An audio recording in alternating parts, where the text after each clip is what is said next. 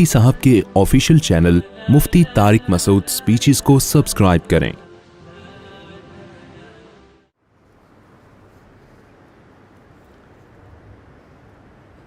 تو میں نے جس کوے کے حلال ہونے کا کہا ہے وہ کوا ہے جو گندگی نہ کھاتا ہو۔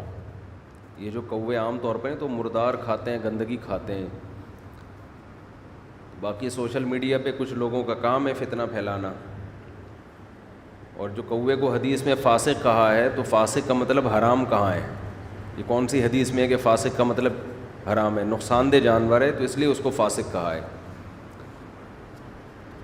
باقی یہ کہ جو کہتا ہے حرام ہے تو ان سے پوچھیں کہ اس پہ کوئی قرآن میں آیت یا حدیث پیش کریں کہ کوا کیا ہے، حرام ہے۔ تو اب یہ کوے نہ کھانا شروع کر دیں، ان کے نہیں میں نے کہی، یہ گندگی کھاتے ہیں نا یہ کوے۔ تو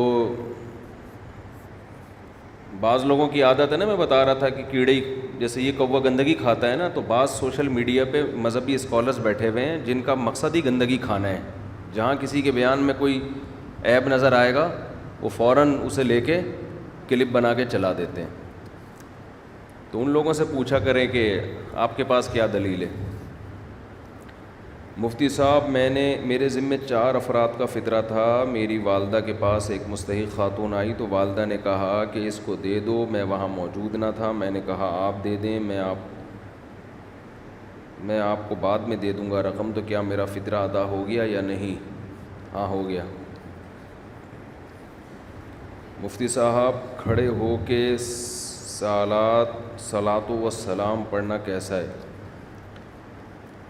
اچھے بھلے بیٹھے ہوتے ہیں، صلاۃ کے وقت کھڑے ہو جاتے ہیں، تو یہ تو بدعت عمل ہے۔ یا تو پہلے سے ہی انسان کھڑا ہوا ہو، درود پڑھ رہا ہے تو چلو۔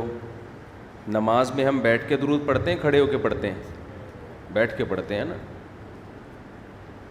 کیا نانا نانی کی جائیداد میں نواسے کا حصہ ہوتا ہے؟ نہیں ہوتا۔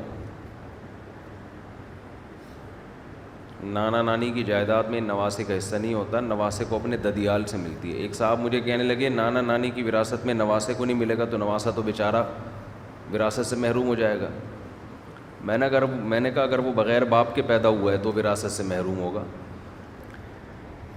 اگر اس نواسے کا کوئی باپ ہی نہیں ہے مارکیٹ میں تو پھر وہ وراثت سے محروم ہوگا۔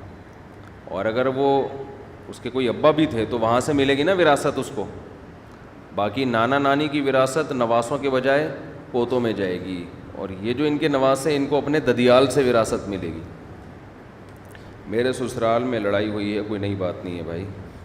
میں نے اپنے بچوں کو عید کی دعوت میں جانے سے منع کر دیا، کیا میں ایسا کر سکتا ہوں؟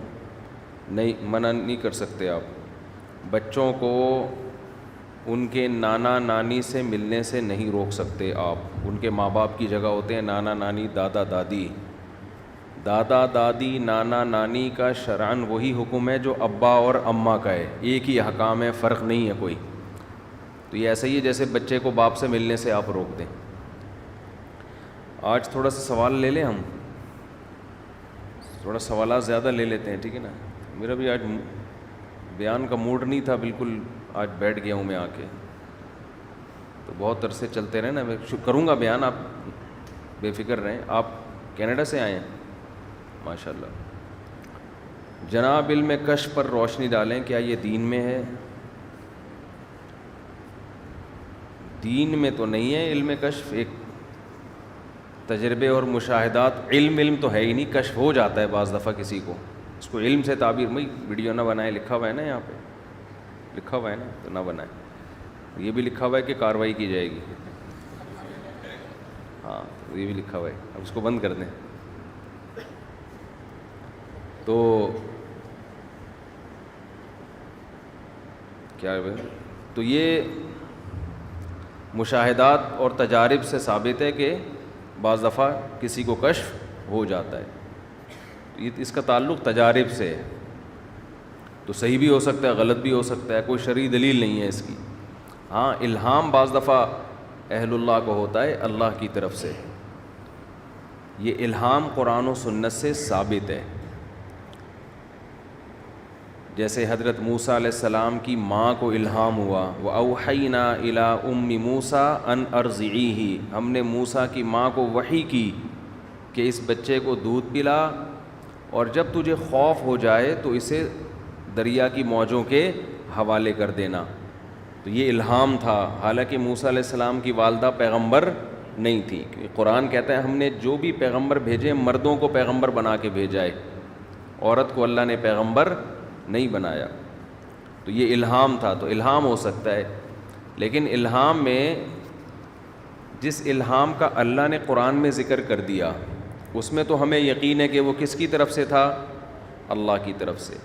جس الہام کا اللہ نے قرآن میں ذکر نہیں کیا، آج اگر کوئی کہتا ہے مجھے الہام ہوتا ہے تو وہ حجت نہیں ہے، کوئی یقینی چیز نہیں ہے، اس کے اپنا دماغی فطور بھی ہو سکتا ہے۔ تو اس لیے اگر وہ شریعت کے مطابق ہے تو مان لینے میں کوئی حرج نہیں ہے، اگر شریعت کے اگینسٹ ہے تو اس کو مسترد کر دیا جائے گا۔ وحدت الوجود بیان کر دیں مختصراً اور احتیاط ظہر بعد نماز جمعہ۔ جمعہ کی نماز کے بعد لوگ ظہر کی نماز احتیاطاً پڑھتے ہیں، یہ جائز نہیں ہے۔ جمعہ کی نماز کے بعد سنتیں پڑھا کریں، بس ظہر نہیں ہوتی۔ وحدت الوجود جو ہے نا، یہ ٹرم ہے، ٹرم۔ جب بھی کوئی اصطلاح ہوتی ہے نا، ٹرم ہوتی ہے، اس اصطلاح کے لفظی معنی نہیں دیکھے جاتے، بلکہ یہ دیکھا جاتا ہے کہ یہ جن لوگوں نے ٹرم ایجاد کی ہے ان کی نظر میں اس کا مفہوم کیا ہے۔ اس کی مثال ہے، قرآن میں آتا ہے احل اللہ البیع وحرم الربا، اللہ نے خرید و فروخت کو حلال کیا اور ربا کو حرام۔ اب ربا کا لفظی ترجمہ کیا ہے؟ اضافہ۔ ربا کا لفظی ترجمہ کیا ہے؟ اضافہ۔ تو اللہ نے اضافے کو حرام کیا۔ اب کیا مطلب؟ اضافہ تو پروفٹ کو کہتے ہیں نا، تو کیا پروفٹ ہی حرام ہو گیا؟ تو ہم کہتے ہیں کہ یہاں ربا سے لفظی ربا جو ڈکشنری میں جو ربا کا مطلب ہے وہ مراد نہیں ہے، بلکہ اسلام نے ایک الگ قسم کا پروفٹ ہے جس کو ربا سے تعبیر کی ہے۔ یہ اسلام نے ایک ٹرم ایجاد کی ہے۔ تو اب قرآن میں ربا کا وہ مطلب بیان کیا جائے گا جو ڈکشنری میں نہیں تھا اس دور میں، بلکہ وہ جو قرآن نے مراد لیا ہے، جس کو حدیث میں ڈیفائن کیا گیا ہے۔ اسی طرح وحدت الوجود کا یہ مطلب کہ تمام چیزیں ختم ہیں، کوئی چیز موجود ہی نہیں ہے، یا سب چیزیں اللہ میں حلول کی ہوئی ہیں، یہ صوفیہ مراد ہی نہیں لیتے۔ یہ سمجھتے ہیں نا؟ تو جب کوئی مراد ہی نہیں لیتے تو اس پہ شرک اور کفر کے فتوے لگانا یہ جہالت کی بات ہے۔ صوفیہ کرام سے پوچھیں گے وحدت الوجود کا مفہوم کیا ہے، وہ جو مفہوم بیان کرتے ہیں وہ مفہوم قرآن و سنت کے خلاف نہیں ہے۔ تو آج نا علم میں عمق نہیں ہے، گہرائی نہیں ہے، بس فتوے لگانے میں ہر آدمی فنٹر بنا ہوا ہے۔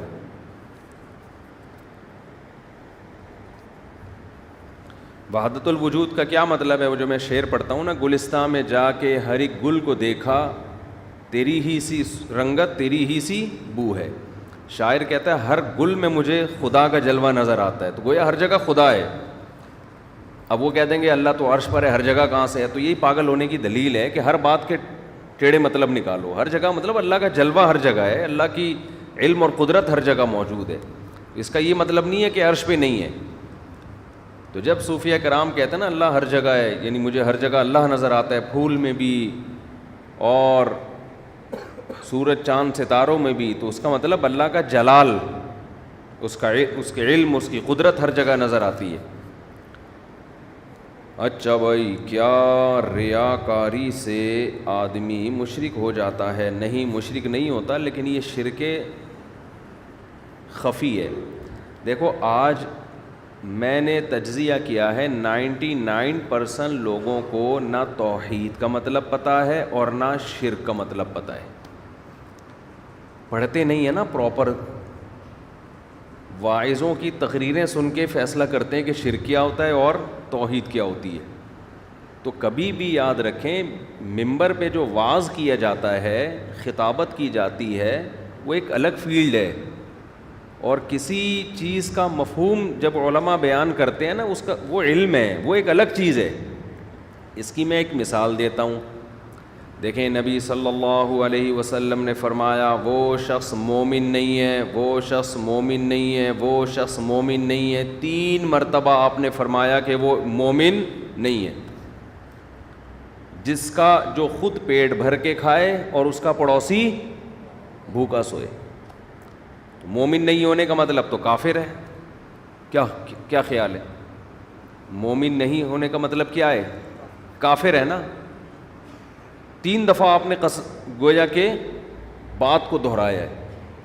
تو اب اگر ہم اس حدیث کا ترجمہ کریں اور کوئی یہ حدیث دیکھ کے فتویٰ لگا دے کہ وسیم بھائی کو میں نے دیکھا تھا، انہوں نے 2 پراٹھے کھائے تھے اور ان کے پڑوس میں سلیم رہتا تھا، اس کو ایک بھی نصیب نہیں ہوا، لہذا وسیم دائرہ اسلام سے ہمیشہ کے لیے خارج، کیونکہ ایک دفعہ نبی نے نہیں، نبی نے کتنی دفعہ فرمایا؟ 3 دفعہ فرمایا۔ تو ہم اس کو کیا کہیں گے؟ بھائی یہ جو نبی نے فرمایا یہ مقام واعظ ہے، یہ واعظ و نصیحت کی مجلس میں فرمایا ہے، موٹیویٹ کرنے کے لیے، یہ مسئلہ بتانے کی مجلس بولو نہیں تھی۔ اگر نبی سے کوئی مسئلہ آ کے پوچھتا کہ یا رسول اللہ فلاں شخص نے پیٹ بھر کے کھایا، اس کا پڑوسی بھوکا تھا، تو کیا یہ دائرہ اسلام سے خارج ہو گیا اور اس کا نکاح ٹوٹ گیا؟ کیونکہ جو اسلام سے خارج ہوتا ہے تو نکاح بھی کیا ہو جاتا ہے؟ ٹوٹ جاتا ہے۔ تو ایسے موقع پہ آپ فرماتے نہیں، نہ نکاح سے خارج ہوا، نہ اسلام سے خارج ہوا، اور نہ نکاح اس کا ٹوٹا۔ اس وقت نبی کی حیثیت کیا ہوتی؟ مفتی کی حیثیت ہوتی، فتویٰ دینے کی حیثیت ہوتی۔ تو واعظ و نصیحت اس کا ایک الگ موقع ہے، ایک الگ محل ہے، اور مسئلے کی ایک الگ، مسئلہ بتانے کا ایک الگ موقع ہوتا ہے۔ تو لوگ کیا کرتے ہیں؟ دونوں چیزوں کو آپس میں خلط کر دیتے ہیں۔ عوام کے پاس علم نہیں ہوتا، بعض واعظین کے پاس بھی علم نہیں ہوتا، تو بہت سی ہمیں چیزیں ایسی ملتی ہیں جن کو حدیث میں بیان کیا گیا، لیکن جب آپ مسئلے کی بات کرو گے، اب دیکھو نبی صلی اللہ علیہ وسلم نے فرمایا میرے بعد کافر نہ ہو جانا کہ ایک دوسرے کی گردنیں مارنے لگو۔ اس سے پتہ چلتا ہے کہ مسلمان آپس میں اگر لڑ پڑے تو کافر ہو گئے، یہی مطلب ہے نا۔ لیکن قرآن کیا کہتا ہے؟ وَإِن طَائِفَتَانِ مِنَ الْمُؤْمِنِينَ اقْتَتَلُوا، مسلمانوں کی 2 جماعتیں ایک دوسرے کی گردنیں مارنے لگیں، قتل کرنے لگیں ایک دوسرے کو، فَأَصْلِحُوا بَيْنَهُمَا، تو دونوں جماعتوں میں صلح کرواؤ۔ تو اللہ نے دونوں جماعتوں کو مسلمان بھی کہا اور دونوں میں صلح کی ترغیب بھی دی، اور پھر آگے فرمایا انما المؤمنون اخوۃ، مسلمان سب آپس میں بھائی ہیں، فاصلحوا بین اخویکم، دونوں بھائیوں میں صلح کرا دیا کرو جو لڑ رہے تھے، ایک دوسرے کی گردنیں مار رہے تھے۔ سمجھ میں نہیں آ رہی میرا خیال ہے بات۔ تو قرآن کی اس آیت سے پتہ چلتا ہے کہ ایک دوسرے کو قتل کرنے والا بھی اسلام سے خارج نہیں ہے، وہ مومن۔ تو یہاں بھی خوب اچھی طرح سمجھ لیں، ہمارے ہاں بہت سے لوگ توحید کا مفہوم جانتے ہی نہیں ہیں، پڑھا ہی نہیں ہوتا انہوں نے، شرک کا مفہوم پڑھا ہی نہیں ہوتا، جس کا نتیجہ یہ نکلتا ہے۔ ایک صاحب کہنے لگے، ہم بچپن میں یہ سنتے تھے کہ یار یہ جو کہتے ہیں نا دوائی نے مجھے ٹھیک کیا، توبہ توبہ استغفر اللہ، یہ تو شرک ہے۔ ہمیں یاد ہے بچپن میں ایک دفعہ وضو کر رہا تھا تو ایک صاحب بیٹھے ہوئے، ماشاءاللہ بڑی خوبصورت داڑھی ان کی، تو انہوں نے کسی سے پوچھا اور بھائی کیا حال ہے، ابھی تمہاری طبیعت خراب تھی؟ تو انہوں نے کہا الحمدللہ وہ فلاں دوا سے میں ٹھیک ہو گیا۔ تو کہنے لگے توبہ توبہ استغفر اللہ، ٹھیک تو اللہ سے ہوئے ہو، ٹھیک کس سے ہوئے ہو؟ اللہ سے، دوا سے تھوڑی ہوئے ہو، تو یہ تو شرکیہ جملہ ہے۔ تو میں اس وقت پریشان ہوا، میں نے کہا یار یہ تو پھر سارا دن ہم بڑی ٹینشن میں ہو جائیں گے، کیونکہ سب کچھ تو اللہ سے ہی ہوتا ہے نا۔ اس کا مطلب یہ ہوا کہ ہم یہ بھی نہیں کہہ سکتے بریانی سے میرا پیٹ بھرا ہے، ہمیں کہنا پڑے گا پیٹ کس سے بھرا ہے؟ پیٹ تو اللہ نے بھرا ہے، بریانی تو ذریعہ بنی ہے، بلکہ پھر اور اس میں عموم پیدا کرتے چلے جائیں۔ آپ کسی سے کہتے ہیں میں آ رہا ہوں، تو میں تھوڑی آ رہا ہوں، اللہ مجھے لے کے جا رہا ہے، تھوڑے دنوں میں آدمی کی اوپر کی سیٹنگ کیا ہو جائے گی؟ آؤٹ۔ میں کھا رہا ہوں، میں تھوڑی کھا رہا ہوں، اللہ کھلا رہا ہے۔ وہ ڈاکٹر کہ ہاتھ میں شفا ہے. شفا اور ڈاکٹروں کے ہاتھ میں تھوڑی ہوتی ہے. شفا کس کے ہاتھ میں ہوتی ہے؟ اللہ کے ہاتھ میں. اور قرآن بھی یہی کہتا ہے کہ شفا کس کے ہاتھ میں ہے؟ اللہ کے ہاتھ میں. تو تھوڑے دنوں میں نے دیکھے ہیں لوگ باولے ہوتے ہوئے دیکھے ہیں. جب بھی آپ علم عوام سے سیکھنا شروع کر دیتے ہیں یا ایسے واعظوں سے سیکھتے ہیں جن کے پاس پراپر نہیں علم حاصل ہوتا. دیکھیں پراپر میں یہ لفظ کیوں استعمال کر رہا ہوں. کتابوں سے کوئی وہ کتاب پڑھ لی ایک دن، وہ کتاب پڑھ لی ایک دن، وہ کتاب پڑھ لی، اس سے پراپر علم حاصل نہیں ہوتا. ایک سلیبس ہے، ایک نصاب ہے، اس ترتیب پہ چل کے جو علم حاصل ہوتا ہے اس علم سے پتہ چلتا ہے. ابھی کچھ دن پہلے ایک صاحب آئے. پہلے میں یہ اس کو کلیئر کر دوں، آج یہ مسائل ہی کی جو ہے نا نشست ہے، آپ نے جو پوچھنا ہے پوچھ لیں، ٹھیک ہے نا. کچھ دن پہلے میں اس کو کلیئر کر لوں. یہ جو ہم کہتے ہیں نا دوا سے میں ٹھیک ہو گیا، تو یہ نسبت مجازی ہوتی ہے. اللہ ہی نے دوا کو ذریعہ بنایا ہے نا، تو یہ مجازن نسبت ہوتی ہے، یہ جائز ہے. قرآن میں تو اس سے بھی بڑھ کر مجازن نسبت کی گئی ہے.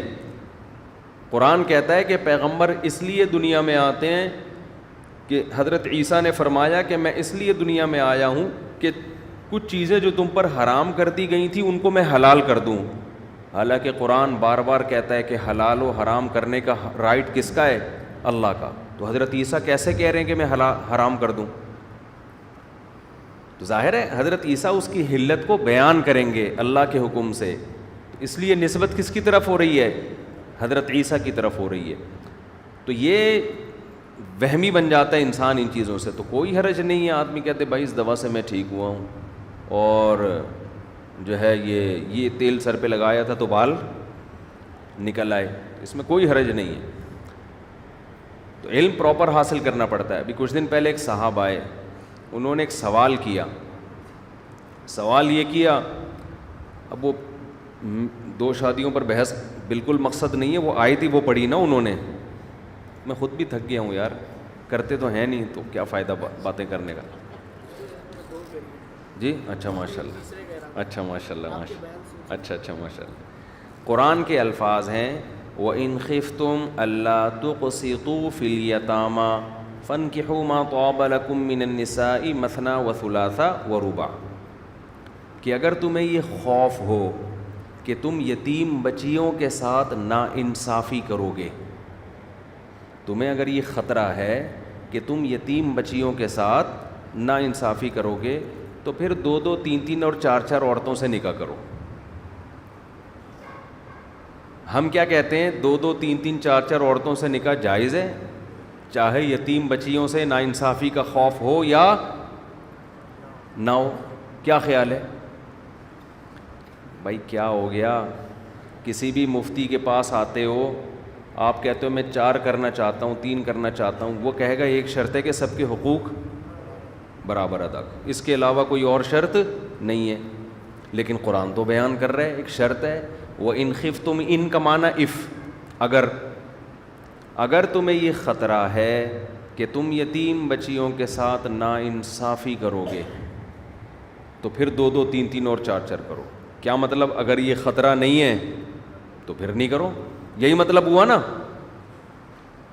اب جس نے پراپر طریقے سے اصول فقہ نہ پڑھا ہو، اصول فقہ کسے کہتے ہیں؟ قرآن اور حدیث سے جو مسائل نکالے جاتے ہیں نا، ان کے اصول اور ضابطے کیا ہیں. سمجھتے ہو کہ نہیں سمجھتے؟ اس قرآن اور حدیث میں دیکھو کیا سمجھائیں یار، بات سے بات نکلنا شروع ہو جاتی ہے.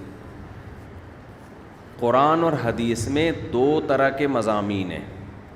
ایک مضامین وہ ہیں جن کا تعلق ہے وعظ اور نصیحت سے، موٹیویشن ملتی ہے جن آیتوں کو پڑھ کے. وعظ و نصیحت کسے کہتے ہیں؟ بھئی قرآن بتاتا ہے جنت بھی ہے، جہنم بھی ہے، اللہ کی کبریائی، اللہ لا الہ الا هو الحی القیوم، اللہ وہ ذات ہے جس کے سوا کوئی عبادت کے لائق نہیں، الحی زندہ ہے، القیوم ہر چیز کو تھامنے والا ہے. یہ اللہ کی بڑائی بیان ہو رہی ہے، اس سے انسان کو موٹیویشن ملتی ہے، عمل کا جذبہ پیدا ہوتا ہے. وعظ نصیحت اسی کو کہتے ہیں نا، وعظ و نصیحت. اور قرآن جنت کو بیان کرتا ہے، اتنی خوبصورت حوریں، کأنہن بیض مکنون، جیسے انڈے چھپائے ہوئے ہوتے ہیں نا، صاف ستھرے. قاصرات الطرف عین، نظروں کو جھکانے والی. اتنی قرآن اس جنت کا نقشہ کھینچتا ہے. تو جس آدمی میں تھوڑی سی غیرت ہوتی ہے اس کو جنت کا شوق پیدا ہو جاتا ہے. جہنم سے اتنا ڈراتا ہے کہ آدمی میں خوف پیدا ہوتا ہے. تو یہ جو واعظ و نصیحت والی آیتیں ہیں کہ موت کے بعد زندہ ہوگے تم، مٹی میں ہم جان ڈالیں گے، یہ کہلاتی ہیں ذکر والی آیتیں، نصیحت والی آیت. میں آ رہی ہے بات کہ نہیں آ رہی ہے؟ تو قرآن ان آیتوں کے بارے میں کہتا ہے وَلَقَدْ يَسَّرْنَا الْقُرْآنَ لِلذِّكْرِ، ہم نے قرآن کو نصیحت کے لیے آسان کر دیا ہے. فَهَلْ مِن مُدَّكِرٍ، کوئی ہے نصیحت حاصل کرنے والا؟ یہ ایک ٹاپک یہ ہے. دوسرا ٹاپک ہے احکام کا، مسائل کا. یہ حلال ہے اور یہ حرام ہے، یہ جائز ہے اور یہ ناجائز ہے. یہ والا ٹاپک قرآن کا آسان نہیں ہے. سمجھتے ہو؟ آج کے جو اسکالرز مارکیٹ میں آ رہے ہیں نا، یوٹیوبرز، فیس بکیے، وہ کیا کر رہے ہیں؟ وہ اس ٹاپک کو بھی ایسے بنا کے پیش کرتے ہیں کہ یہ بہت آسان ہے، اس کے لیے پراپر کسی کہیں عالم بننے کی ضرورت نہیں ہے، بس آیت کا ریفرنس معلوم ہونا چاہیے تو مسئلہ کیا ہو جائے گا؟ حل. ایسا نہیں ہے. قرآن سے جو مسائل کا علم ہے وہ مشکل نہیں، انتہائی مشکل ہے، صرف مشکل نہیں ہے. اگر آپ نے پراپر علم حاصل کیے بغیر اس حصے کو چھیڑ دیا تو آپ کے پاس گمراہی کے سوا کوئی راستہ نہیں ہے. تبھی اس ٹاپک کو مجتہدین نے چھیڑا ہے تو ان میں اختلافات ہوئے ہیں.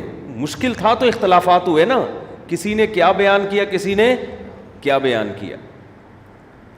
اب کتنے آرام سے فتویٰ لگا دیتے ہیں کہ جی امام ابو حنیفہ کہتے ہیں کہ 2.5 سال تک ماں بچے کو دودھ پلا سکتی ہے، حالانکہ قرآن میں لکھا ہے والوالدات یرضعن اولادہن حولین کاملین، مائیں اپنے بچوں کو مکمل 2 سال تک دودھ پلائیں گی. تو یہ جماعت المسلمین والے بڑے آرام سے فتویٰ لگا دیتے ہیں. یار دیکھو امام حنیفہ نے قرآن کی اس آیت کے خلاف فتویٰ دیا ہے. تو ایک عامی آدمی کہتا ہے یار اگر ان کو یہ اتنی موٹی آیت بھی معلوم نہیں تھی تو وہ ابو حنیفہ کیسے ہو گئے پھر وہ؟ تو حقیقت یہ کہ جب آپ اسی آیت میں جاتے ہیں نا تو آپ کو اندازہ ہو جائے گا کہ یہ جو آپ اتنے آرام سے اس آیت کی روشنی میں فتویٰ دے دیتے ہو نا کہ 2 سال ہے، تو آپ سے آیت کو سمجھنے میں غلطی ہو سکتی ہے. کیوں؟ قرآن کہتا ہے مائیں اپنے بچوں کو 2 سال تک دودھ پلائیں، لمن اراد ان یتم الرضاعہ. آگے قرآن کہتا ہے فَإِنْ أَرَادَا فِصَالًا، فا آتا ہے کسی چیز کے بعد جب کوئی کام ہوتا ہے اس کو بیان کرنے کے لیے فا. فَإِنْ أَرَادَا، پس اگر میاں بیوی دونوں آپس کی رضامندی سے چھڑوانا چاہیں تو قرآن 2 سال کے بعد چھڑوانے کا آپشن دے رہا ہے. اگر 2 سال کے بعد پلانا حرام ہوتا تو قرآن آپشن دیتا کہ اس کے بعد چھڑوانا چاہو. لیکن آپ ان یوٹیوبیوں سے پوچھ لیں، ان کو یہ نہیں پتا ہوگا. انہوں نے ترجمہ دیکھا ہوتا ہے کہ مائیں بچوں کو کتنے سال دودھ پلائیں؟ 2 سال، اور فتویٰ ابو حنیفہ بھی تھوپ دیا اور ہر ایک پہ تھوپتے چلے جاتے ہیں. باقی یہ جو قرآن میں آتا ہے کہ 2 سال تک دودھ پلائیں، تو اس کا مفہوم امام ابو حنیفہ کی نظر میں یہ ہے کہ وہ والی مدت جس میں، جیسے حدیث میں آتا ہے نا لا رضاع بعد حولین، حدیث میں آتا ہے 2 سال کے بعد ماں دودھ نہیں پلا سکتی، یعنی رضاعت نہیں ہے. تو یہ وہ رضاعت ہے جو اجرت کے ساتھ ہو، یعنی 2 سال کے بعد ماں اگر بچے کو دودھ پلائے گی تو وہ اجرت کی مستحق نہیں ہوگی.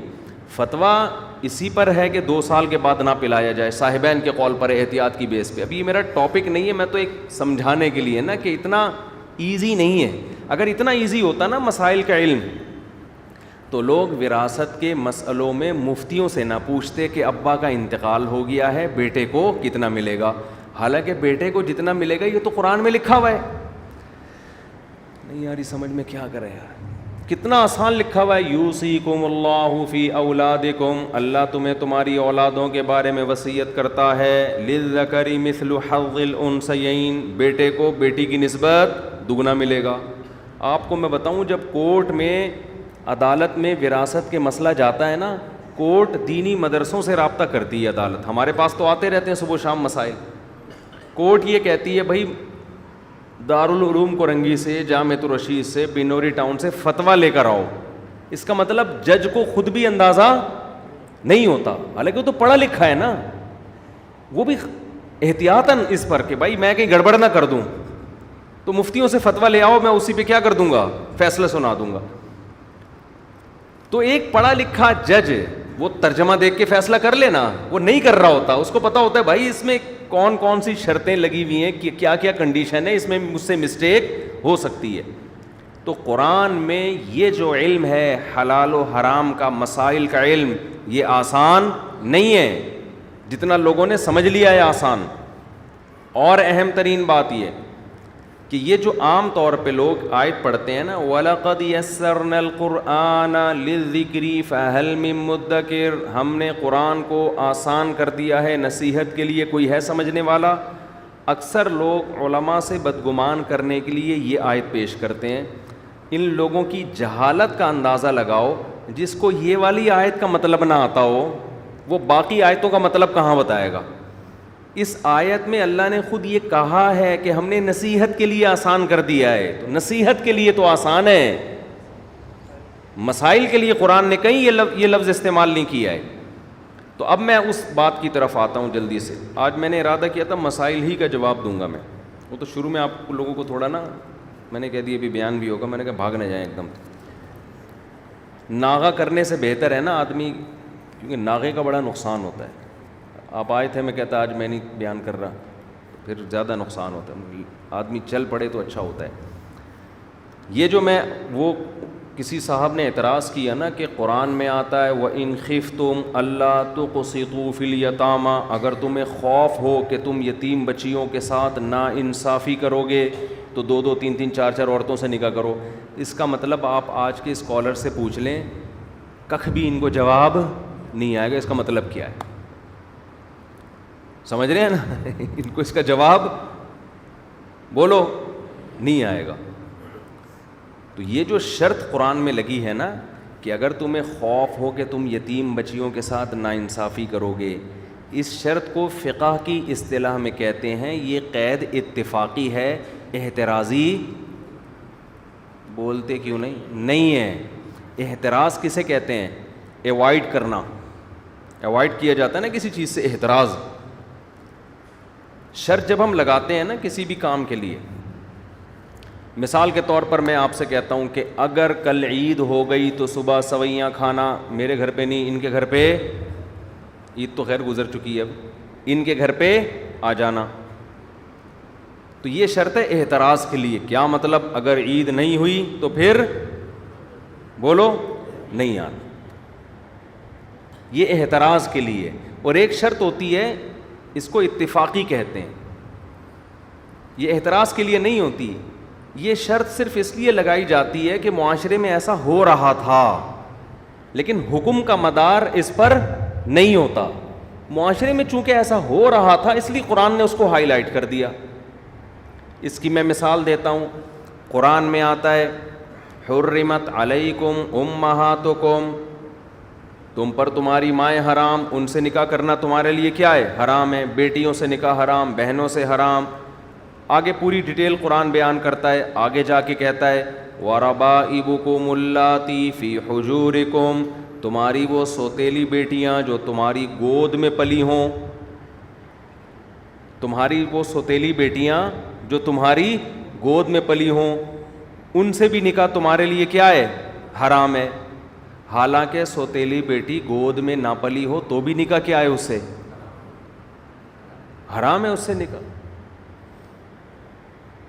تو یہ جو شرط قرآن بیان کر رہا ہے نا, یہ شرط ہی ہو گئی نا کہ وہ بیٹی, جب کسی حکم کو کسی صفت کے ساتھ بیان کیا جاتا ہے تو وہ صفت شرط کے معنی میں ہوتی ہے. مثال کے طور پر, اب ہر بات سے نا مثالیں نکلتی چلی آ رہی ہیں. مثال کے طور پر میں آپ کہتے ہیں اس میں شرط کہاں ہے؟ اف یا اگر کا لفظ تو نہیں آ رہا نا یہاں پہ. ابے بھائی اگر یوں ہوتا کہ تمہاری بیٹیوں سے, سوتیلی بیٹیوں سے نکاح حرام ہے اگر وہ تمہاری گود میں پلی ہوں, تو ہم کہتے ہیں یہ ایک شرط بیان ہو رہی ہے. یہاں اگر کا لفظ تو ہے نہیں نا, تو یہ میں سمجھا رہا ہوں کہ اگر کا لفظ نہ بھی ہو, جب کسی آرڈر کو کسی خاص صفت کے ساتھ بیان کیا جاتا ہے تو وہ صفت شرط ہی کے معنی میں ہوتی ہے. مثلا میں آپ سے کہتا ہوں جو شخص عالم ہو اس کو کھانا کھلا دو, تو یہ شخص کی صفت کیا ہے؟ عالم. مطلب یہی ہوتا ہے اگر وہ عالم ہے. تو قرآن کیا کہہ رہا ہے؟ تمہاری وہ سوتیلی بیٹیاں جو تمہاری گود میں پلی ہوں, ان سے نکاح تمہارے لیے کیا ہے؟ حرام. تو مطلب یہ کہ اگر وہ گود میں پلی ہوں, تو یہ جو شرط ہے نا, یہ اعتراضی نہیں ہے. یہ قرآن نے اس معاشرے کی رعایت کرتے ہوئے بتایا کہ عام طور پر سوتیلی بیٹیاں سوتیلے باپ کی گود میں پلتی تھیں, اس لیے قرآن نے اس کو ہائی لائٹ کر دیا. ورنہ سوتیلی بیٹی سوتیلے باپ کی گود میں نہ بھی پلے تو بھی اس سے نکاح کیا ہے؟ حرام ہے. پوری امت کا اجماع اس میں. ایک اور مثال اس سے بھی آسان, قرآن کہتا ہے وَلَا تُكْرِهُوا فَتَيَاتِكُمْ عَلَى الْبِغَاءِ إِنْ أَرَدْنَا تَحَصُّنًا, اپنی باندیوں کو زنا پہ مجبور مت کرو اگر وہ زنا سے بچنا چاہتی ہیں. کیا مطلب؟ اگر نہیں بچنا چاہتی تو مجبور کر سکتے ہیں کیا؟ یہ کروا سکتے ہیں ان سے زنا؟ پھر بھی نہیں کروا سکتے. تو یہ اگر کا مطلب یہاں یہ نہیں ہے کہ اگر یہ نہیں ہے تو پھر ٹھیک ہے. یہ اس لیے قرآن نے بیان کیا کہ مسلمان باندی بچنا چاہتی ہے, معاشرے میں یہ رواج تھا اور آج بھی ہے. وہ کیوں کرے گی بھائی؟ تو چونکہ یہ تو طے شدہ ہے کہ وہ کیوں کرے گی, اس لیے قرآن نے کہا تو وہ تو بچنا چاہتی ہے.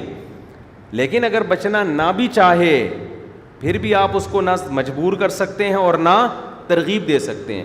تو یہ شرطیں ہوتی ہیں. اس کی ایک آسان مثال دے کے بس پھر میں آگے چلتا ہوں. قرآن میں آتا ہے وَمَن لَّمْ يَسْتَطِعْ مِنكُمْ طَوْلًا أَن يَنكِحَ الْمُحْصَنَاتِ الْمُؤْمِنَاتِ فَمِمَّا مَلَكَتْ أَيْمَانُكُمْ, جو تم میں آزاد عورت سے نکاح کی طاقت نہیں رکھتا تو کسی کی باندی سے نکاح کر لے. جو تم میں آزاد عورت سے نکاح کی طاقت نہیں رکھتا تو کسی کی باندی سے, آج کل باندیاں شارٹ ہیں یہ ذہن میں رکھیں, کسی کی باندی سے وہ کیا کر لے؟ نکاح کر لے. امام ابو حنیفہ یہاں بھی یہ کہتے ہیں کہ اگر آپ میں آزاد عورت سے نکاح کی طاقت ہے تو بھی باندی سے نکاح کر سکتے ہو آپ. حالانکہ قرآن کیا کہہ رہا ہے؟ جس میں نکاح کی طاقت نہیں ہے آزاد عورت سے وہ کیا کرے گا؟ باندی سے نکاح. اب کوئی امام حنیفہ پہ فتویٰ لگا سکتا ہے نا کہ یار قرآن تو کہہ رہا ہے اگر آزاد عورت سے نکاح کی طاقت نہیں ہے تو کسی کی باندی سے نکاح کرو. امام حنیفہ کہہ رہے ہیں اگر طاقت ہے تو بھی کر سکتے ہو. تو کہے گا یار ان کو تو قرآن کی آیت نہیں پتہ. بھائی ان کو پتہ ہے تمام لوازمات کے ساتھ کہ قرآن میں کون سی قید کس نیت سے بیان کی جاتی ہے. تو یہاں بھی خوب سمجھ لیں, یہ جو قرآن کہتا ہے کہ تم اگر یتیم بچیوں کے ساتھ ناانصافی کا تمہیں خوف ہے, اصل میں اس وقت خوف ہوتا تھا. ہوتا یہ تھا کہ لوگ یتیم بچی کو کی کفالت کرتے, جب وہ بالغ ہوتی تو تھوڑے سے مہر میں شادی کر لیتے. مہر کا مطالبہ کرنے والا ابا تو ہے نہیں تو وہ بیوقوف بن جاتی. تو قرآن نے کہا اس کو بیوقوف مت بناؤ.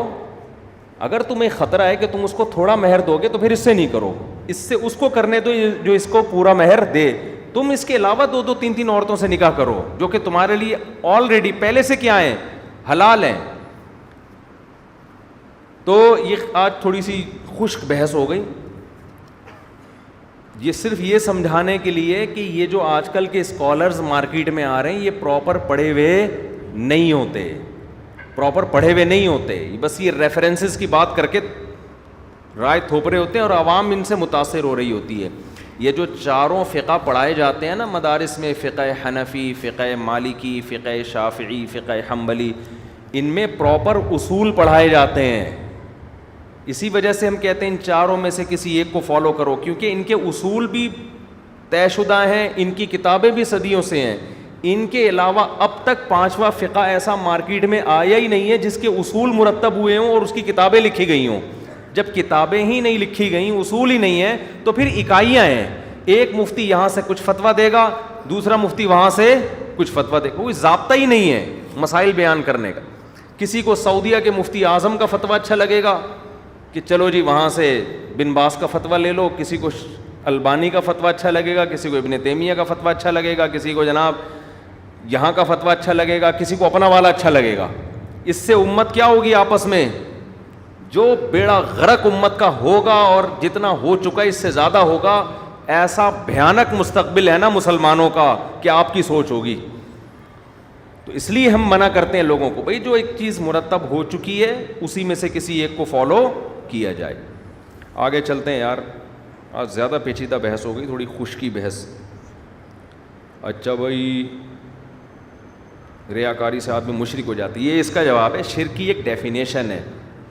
یہ جو تبلیغ والے کہتے ہیں نا لا الہ الا اللہ کا مفہوم ہے اللہ سے سب کچھ ہونے کا یقین اور غیر اللہ سے کچھ نہ ہونے کا یقین آئے, تو یہ جو تبلیغی جماعت والے کلمے کا مفہوم بیان کرتے ہیں یہ بھی ایک واعظ کی حیثیت سے بیان کرتے ہیں. ورنہ کلمے کی جو اصل مفہوم ہے نا, جب کوئی مفتی بیان کرے گا تو وہ پوری توحید کو ڈیفائن کرے گا اس کہ معبود کی ڈیفینیشن کیا ہے. لا الہ کا مطلب خدا کے سوا کوئی عبادت کے لائق نہیں ہے. تو معبود کی ڈیفینیشن وہ باقاعدہ اس کو ڈیفائن کیا جائے گا کہ معبود کسے کہتے ہیں. اگر آپ اللہ کے علاوہ وہ والا معبود کسی کو مانتے ہیں تو مشرک ہو جاتے ہیں, اور اگر نہیں مانتے تو آپ مشرک نہیں رہتے, بے شک آپ عملی زندگی میں کتنے کمزور ہوں. تو واعظ کی مجلس الگ ہوتی ہے بھائی, علم کی مجلس الگ ہوتی ہے. تو جب بھی کوئی مسئلے کی بات آئے نا تو مفتیوں سے پوچھ لیا کرو, ورنہ لوگ واعظ و نصیحت کی محفل میں ایک دم جذبات میں آتے ہیں. ایک صاحب نے کیا کیا, نیسلے کمپنی کے خلاف بیان سنا کہ بھئی یہ تو ملٹی نیشنل کمپنی ہے یہودیوں کی اور یہ فلاں, اور انہوں نے ایک برانچ تھی ان کے پاس وہ بند کر دی, بے روزگار ہو کے روڈ پہ آ گئے, بیڑا ہی غرق ہو گیا. تو میرے پاس آئے کہ یار اس میں تو جراثیم ہے اور یہ ہیں اور فلانا ہے. میں نے کہا بھائی یہ صرف ایک کسی نے مضمون لکھ دیا ہوگا, یہ کوئی تحقیق شدہ بات تھوڑی ہے. کہیں بھی انٹرنیٹ پہ ایک مضمون پڑھ لیا نیسلے کمپنی کے خلاف اور کسی مولانا صاحب نے لکھ دیا ہوگا وہ مضمون, تو وہ سارا کاروبار ہی اپنا کیا کر کے بیٹھ گیا. تو یہ اسی طرح یاد رکھو, جو آج کل دجال کے نام سے بہت کچھ ہو رہا ہے, ہندوستان غزوہ ہند کے نام سے بھی بہت کچھ ہو رہا ہے. جس کو آج کل چندہ لینا ہوتا ہے نا, جس کو بھی آج کل چندہ لینا ہے نا, اس کے پاس مخصوص قسم کی حدیثیں ہیں. بس وہ حدیثیں اپنے اوپر, اگر آپ کو پی ٹی آئی کو ووٹ دینا ہے نا, آپ کو اس پہ بھی حدیثیں مل جائیں گی. آپ کو جے یو آئی کو ووٹ دینا ہے اس پہ بھی مل جائیں گی. آپ کو مسلم لیگ کو ووٹ دینا ہے اس پہ بھی مل جائیں گی. آپ کو ہر آدمی اپنے مطلب کے لیے قرآن و حدیث سے مسائل مستنبط کر رہا ہے. ایک چیز کا ہمیشہ اہتمام کریں, جب بھی آپ کنفیوز ہوں مسائل میں, آپ کسی بڑے دارالافتاء سے, بڑے مدرسے سے ریٹن میں فتویٰ لیں. آپ جو بڑے بڑے مدارس ہیں نا صدیوں سے چلے آ رہے ہیں, جیسے دارالعلوم کورنگی میں جو علماء بیٹھے ہوئے ہیں, ایک مثال دے رہا ہوں, حضرت مفتی تقی عثمانی صاحب, ان کے استاذ مفتی رشید احمد صاحب اور دیگر اساتذہ, پھر ان کے استاذ, یہ سلسلہ عبداللہ بن مسعود سے ہوتا ہوا نبی صلی اللہ علیہ وسلم تک پہنچتا ہے. تو جب کسی ادارے سے فتویٰ لیا جاتا ہے نا, اس میں غلطی کا امکان کم ہوتا ہے. بنوری ٹاؤن سے آپ فتویٰ لیں, جامعۃ الرشید, کسی بھی ریلائبل ادارے سے فتویٰ لیں, ریٹن میں فتویٰ لیں. ریٹن میں کیا ہوتا ہے کہ اور زیادہ احتیاط ہوتی ہے, نپے تلے الفاظ ہوتے ہیں, ذرا بھی مفتی دائیں بائیں. میں فتوے کا کام کرتا ہوں نا, ہمارے پاس جب فتویٰ آتا ہے, زبانی فتویٰ ہم آرام سے دے دیتے ہیں. جب کوئی کہتا ہے نا لکھ کے چاہیے, اسٹیمپ چاہیے, تو اس میں بڑا ٹائم لگتا ہے. یار یہ الفاظ تھوڑے سخت ہو گئے, اس کو کاٹو, یہ الفاظ تھوڑے اس میں بڑھاؤ, اس طرح کے نا پوری ایک بہت اہتمام کیا جاتا ہے اس میں تحقیق. تو فتویٰ گوگل سے نہ لیا کرو, یوٹیوب سے نہ لیا کرو, فتویٰ ان کے ماہرین سے لیا کرو. چلو بھائی آگے چلتے ہیں. بھائی مفتی صاحب, میرا سوال یہ ہے کہ ہم جو فقیروں کو صدقہ خیرات کے پیسے دیتے ہیں, جس میں بہت سے فقیر پیشہ ور ہوتے ہیں, کیا ان لوگوں کو صدقہ خیرات دینا جائز ہے؟ اگر آپ کو پتہ ہے پیشہ آور یہ فقیر ہے, اس کا پروفیشنل فقیر ہے, یہ اس کا کام ہی یہی ہے, تو اس کو دینا جائز نہیں ہے, کیونکہ گناہ میں تعاون ہے اس کے ساتھ. یہ خواتین کا قبرستان جانا اور قبر پر کھڑے ہو کر ایصال ثواب کرنا جائز ہے؟ نہیں. وہاں جا کے اصالہ ثواب کے گھر میں پڑھ لو بھائی. یہ لکھا ہے بلال سلیم کے لیے دعائے صحت فرمائے, دل سے دعا اللہ تعالیٰ صحت عطا فرمائے. اہل حدیث کی نماز بہت مختلف ہے, اور یہ کیا لکھا ہوا ہے, بالکل حنفی کی بالکل الگ. یہ تو اہل حدیث سے پوچھیں بھائی. ایسا بھی نہیں ہے بالکل مختلف ہے, وہ بھی کھڑے ہوتے ہیں, ہم بھی کیا ہوتے ہیں, ہم لیٹ کے نماز پڑھتے ہیں. اہل حدیث بھی قیام کرتے ہیں کھڑے ہو کر, وہ بھی سورہ فاتحہ پڑھتے ہیں, پھر سورت ملاتے ہیں. ہم بھی کیا کرتے ہیں, پھر وہ بھی رکوع کرتے ہیں, ڈائریکٹ سجدے میں نہیں چلے جاتے. ہم بھی کیا کرتے ہیں, رکوع کا دونوں کا طریقہ سیم ہے. کھڑے ہوتے ہیں تو وہ ٹانگیں تھوڑی چوڑی کرتے ہیں, ہم تھوڑی سی پتلی کرتے ہیں. ہم ہاتھ یہاں باندھتے ہیں, وہ یہاں باندھتے ہیں. باندھتے دونوں ہی ہیں. وہ بھی اللہ اکبر کہہ کے تکبیر تحریمہ, ہم بھی اللہ اکبر کہہ کے. تو اتنی ساری چیزیں سیم ہیں, دو چار مختلف ہو گئیں تو کیا ہو گیا, اس سے کیا ہوا, وہ طوطے کا سن لیا کریں. اللہ نور ہے کا مطلب کیا ہے؟ قرآن میں آتا ہے اللہ نور السماوات والارض, اللہ زمین اور آسمان کا نور ہے. اللہ نے اپنے آپ کو نور اس لیے کہا, نور کہتے ہیں روشنی کو, تو روشنی انسان کو سیدھا راستہ دکھاتی ہے, تو اللہ بھی اپنی مخلوق کو سیدھا راستہ دکھاتا ہے. تو اس لیے اللہ نے اپنے آپ کو سراپا نور سے تعبیر کیا ہے. اگر ہمارا کوئی قریبی رشتہ دار بینک میں جاب کرتا ہو اور ہمیں عید پر عیدی دے اور گفٹ دے, تو ہم کیا کریں؟ اگر ان کی اس کے علاوہ کوئی ذریعہ آمدن نہیں ہے اور بینک میں کسی ایسے ڈپارٹمنٹ میں ہے جس میں سود میں ان کو کی انوالومنٹ ہوتی ہے, تو پھر ان سے عیدی لینا جائز نہیں ہے. لے لی تو اس کو صدقہ کرنا پڑے گا. اور اگر گفٹ اور عیدی لے لی تو پھر کیا کریں, اس کی قیمت کو صدقہ کر دیں یا وہ عیدی صدقہ کر دیں. عیدی ہے تو عیدی کرنی پڑے گی, گفٹ ہے تو اس کی قیمت صدقہ کر دیں. اچھا بھائی, بیکاز وہ بینک میں گارڈ کی جاب کرتے. اچھا, بینک میں گارڈ کی جاب کرتے ہیں تو ان کا تو سود سے براہ راست اب کرنا دی ہوں انہوں نے بیچاروں نے سارے. گارڈ کا جو کام ہے نا, اس کی سود میں انوالومنٹ نہیں ہوتی, وہ تو پیسوں کی حفاظت کر رہا ہے وہاں بیٹھ کے. تو اس میں بھی اختلاف ہے, بعض علماء اس کے بھی آمدن ناجائز کہتے ہیں, لیکن گنجائش کا پہلو بھی ہے. بہتر تو یہ ہے کہ گارڈ کی جاب نہ کی جائے, لیکن گارڈ اگر کوئی کھلا دے کسی کو تو پھر صدقہ کرنے کی ضرورت نہیں ہے, اس کی آمدن حرام نہیں ہے. مفتی صاحب میں 2016 میں عمرے پر تھا. اب دیکھو یہاں بھی بات ہے نا تفقع کی. ایک عامی آدمی سے آپ پوچھیں تو وہ بینک میں گارڈ کے جاب کو بھی کیا کہے گا, حرام. وہ کہے گا سود میں تعاون کر رہا ہے, یہی تو حفاظت کر رہے ہیں نا. جو بھی گند اندر ہو رہا ہے اس کا محافظ کون ہے؟ لیکن وہی ہے, جب پراپر کسی چیز کو پڑھا نہیں ہوتا تو اسی طرح کی مسٹیک انسان کرتا ہے. ہم جب فقہ کی کتابیں پڑھتے ہیں نا, تو قرآن میں جو آتا ہے وَلَا تَعَاوَنُوا عَلَى الْإِثْمِ وَالْعُدْوَانِ, گناہ میں ایک دوسرے کے ساتھ تعاون نہ کرو. تو اس تعاون کے درجات ہوتے ہیں. مثال کے طور پر آپ نے کسی چور کو کھانا کھلایا اور اس نے چوری کی, حالانکہ آپ کو پتہ ہے یہ چور ہے کمبخت. آپ اس کو کھانا نہ کھلاتے, بھوک سے تڑپتا رہتا, چوری کے قابل رہتا, لیکن آپ نے کھانا کھلا دیا اس کو, اس نے جا کے چوری کر لی, تو کیا آپ گناہ گار ہوگے؟ نہیں ہوگے گناہ گار.